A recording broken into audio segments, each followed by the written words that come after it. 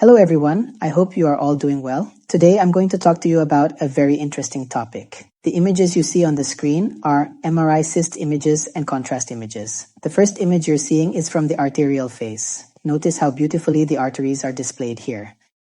They are highlighted, and this is the venous phase. And here we can see the pathology. Here I have applied some contrast enhancement. Look at this arterial phase, how beautifully the contrast is visible. And the venous phase.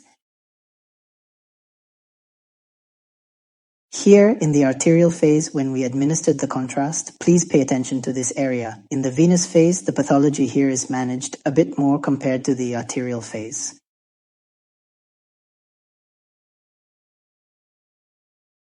And in the delayed phase, it becomes even more pronounced with even greater enhancement. So this is a very interesting MRI case of the test.